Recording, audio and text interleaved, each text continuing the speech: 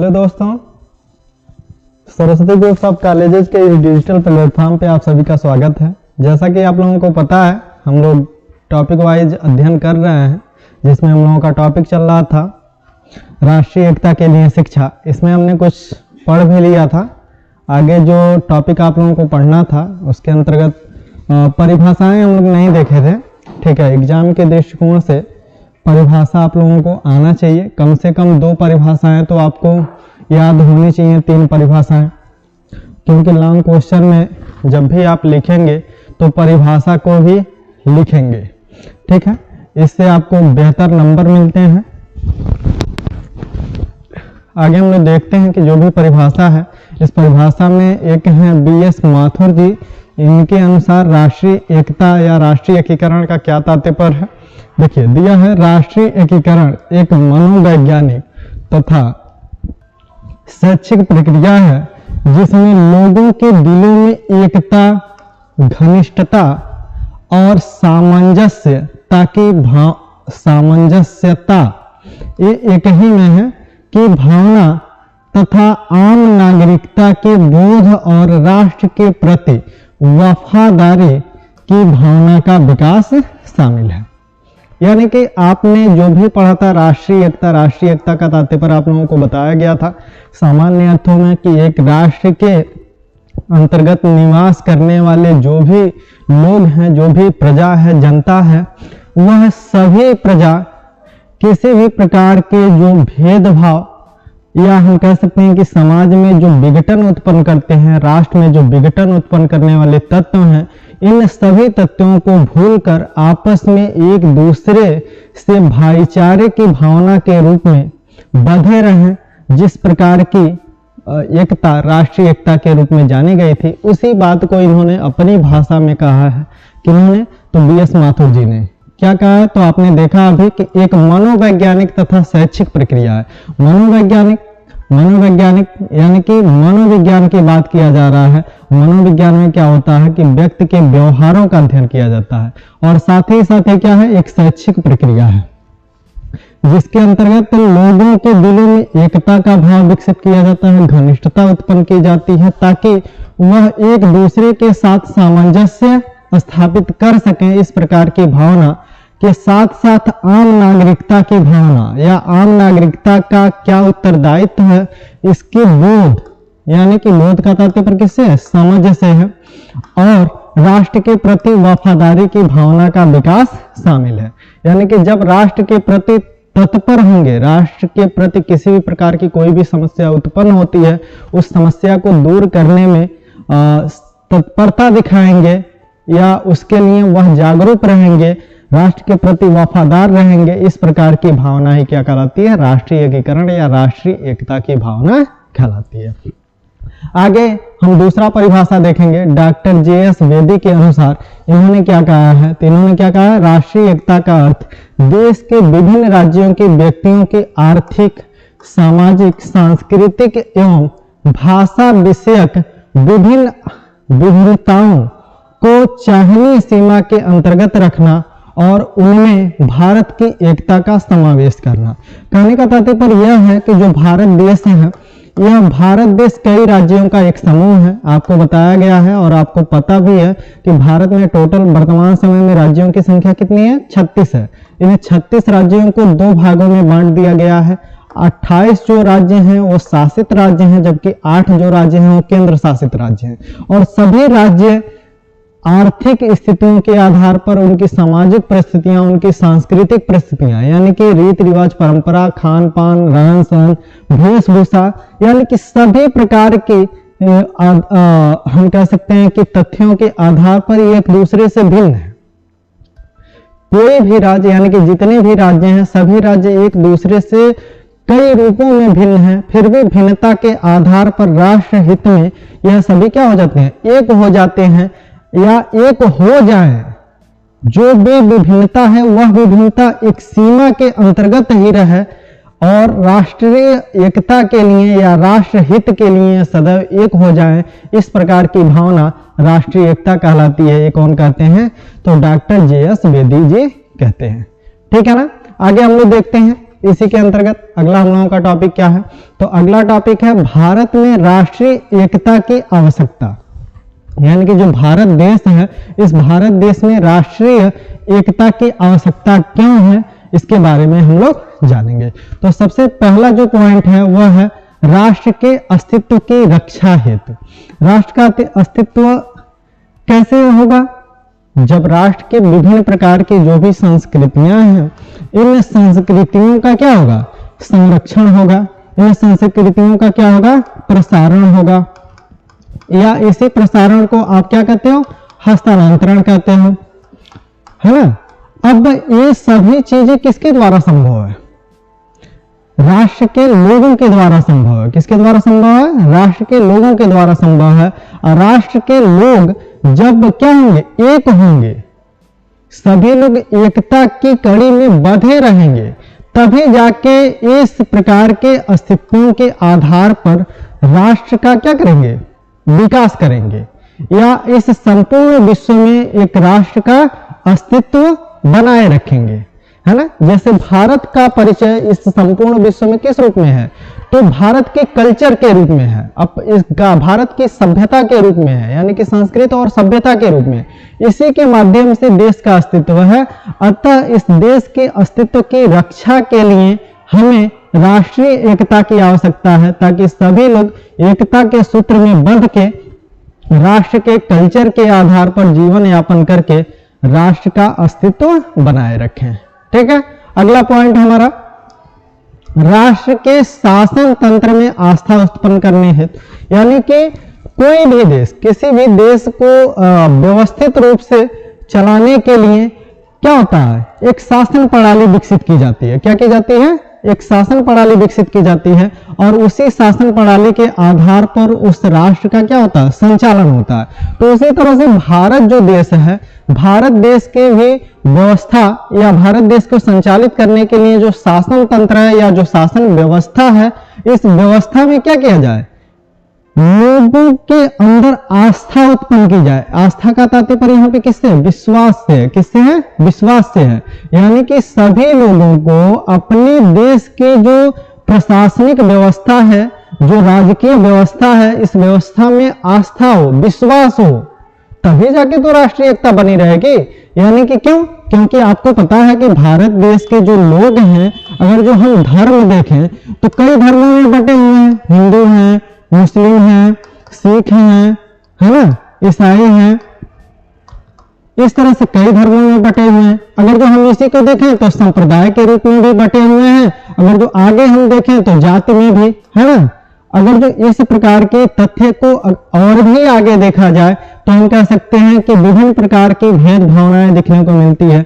जैसे लिंग की भावना की वो स्त्री है, पुरुष है, आर्थिक स्थिति की भावना, है ना, वह गरीब है, वह अमीर है, इस प्रकार से कि मतलब उस निम्न जाति के लोगों का शासन प्रशासन किसी भी प्रकार का कोई भी सहयोग नहीं करता है, उनके खिलाफ हम हर समय क्या होता, अन्याय होता है। इस प्रकार की अगर जो आस्थाएं लोगों के अंदर आ जाएंगी तो एक राष्ट्र क्या होगा, टूट जाएगा, खंडित हो जाएगा। कभी भी जाहिर सी बात है कि राष्ट्र का क्या हो जाएगा, खंडन हो जाएगा। तो इसी प्रकार की समस्याओं को दूर करने के लिए भारत में राष्ट्रीय एकता की शिक्षा की आवश्यकता है, ताकि वह देश की जो शासन व्यवस्था है, शासन तंत्र है, इसमें वो क्या करें, अपना विश्वास रखें, है ना, ताकि देश की जो एकता है, जो अखंडता है, यह बनी रहे। समझ में आया सबको। उसके बाद से अगला पॉइंट है, इसको हम लोग देखते हैं। अगला पॉइंट क्या है, तो विघटनकारी तत्वों के उन्मूलन हेतु, यानी कि विघटन का तात्पर्य जो कई मतलब लोगों के जो ये समूह है, इन समूहों को कई भागों में तोड़ देना। जैसे मान लो कि एक परिवार है, तो परिवार में कई भाई बहन हैं, सभी लोग क्या होते हैं, धीरे धीरे एक छोटे छोटे परिवार में विघटित हो जाते हैं। उसी तरह से समाज है, उसी प्रकार से राज्य है, उसी प्रकार से राष्ट्र है। तो राज्य है ना, राज्य में कई जाति कई संप्रदाय के लोग हैं, है ना, विभिन्न प्रकार के हम कह सकते हैं कि भिन्नताओं के आधार पर इनकी श्रेणियां बटी हुई है, वर्ग बटी हुई है। उन वर्गों में वो क्या हो जाएंगे, जब विघटित हो जाएंगे तो राष्ट्र में किसी भी प्रकार का कोई भी एकता विकसित नहीं हो पाएगा। तो वही जो विघटनकारी तत्व हैं, उन विघटनकारी तत्वों का क्या करना है, उन्मूलन करना है, यानी कि उनको क्या कर देना है, समाप्त कर देना। अब बात ये आ गई कि भाई कौन ऐसे तत्व हैं जो विघटनकारी हैं। तो जैसे मान लो कि जातिवाद, धर्मवाद, प्रांतीयता, ठीक है। इसके साथ साथ हम कह सकते हैं कि भाषा है। आपको पता है ना कि मूल संविधान में कितनी भाषाएं थी, वर्तमान संविधान में कितनी भाषाएं हैं, कितनी भाषाएं बोली जाती हैं। भाषाओं के आधार पर भी कई राज्य आपस में संघर्ष करते रहते हैं, जिसके माध्यम से विघटन उत्पन्न होता है ना। इस प्रकार के सभी तत्व किसके अंतर्गत आते हैं, तो विघटनकारी तत्वों के अंतर्गत आते हैं। इन प्रकार के तत्वों को क्या करना, उन्मूलन करना, यानी कि समाप्त करना है, जिसके माध्यम से राष्ट्रीय एकता बनी रह सकती है। अतः राष्ट्रीय एकता के लिए यह भी आवश्यक है कि जो भी विघटनकारी तत्व हैं उनको क्या किया जाए, समाप्त किया जाए, ठीक है ना। उसके बाद से अगला है वर्ग संघर्ष की समाप्ति। वही देखो आप लोग, वर्ग संघर्ष आ गया ना, वर्ग संघर्ष यानी कि कई वर्गों में देश की जनता क्या हुई है, बटी हुई है। अब वर्ग क्या है, वर्ग को अगर जो देख लिया जाए तो इसमें स्त्री पुरुष इस प्रकार के भी वर्ग हैं, है ना। अमीर गरीब, है ना, इस प्रकार के भी वर्ग हैं, ठीक है। जातिवाद में विभिन्न प्रकार के जो उच्च जाति के लोग हैं, निम्न जाति के जो लोग हैं, इसमें भी वर्ग विभेद है ना। भाषाओं को भी वर्ग विभेदन के आधार पर लोग देखते हैं। जो प्रांत है, प्रांत की जो भौगोलिक हम कह सकते हैं कि सीमा है, इस सीमा को भी क्या करते हैं, वर्ग संघर्ष के रूप में। देखिए वो छोटा राज्य है, वो बड़ा राज्य है, इस प्रकार से यानी कि विभिन्न प्रकार के वर्ग संघर्ष हैं, जिसके माध्यम से राष्ट्रीय एकता क्या हो सकती है, समाप्त हो सकती है। अतः इस प्रकार की समस्या को दूर किया जाए, जिसके माध्यम से राष्ट्रीय एकता बनी रहे, ठीक है। अगला है सांप्रदायिक एकीकरण हेतु, यानी कि जो भी संप्रदाय हैं, कई संप्रदाय बटे हुए हैं, जैसे हिंदू संप्रदाय, मुस्लिम संप्रदाय, है ना। हिंदुओं में भी कई संप्रदाय आ गए हैं। इस प्रकार के संप्रदायों को हम क्या करें, एक कर लें, सबको एक ही सूत्र में बांध लें, सभी लोगों को एक साथ मिलकर राष्ट्र हित के लिए तैयार किया जाए। इसलिए भी हमें भारत में राष्ट्रीय एकता की आवश्यकता है, ठीक है। आगे हम लोग देखते हैं राष्ट्र की सुरक्षा हेतु।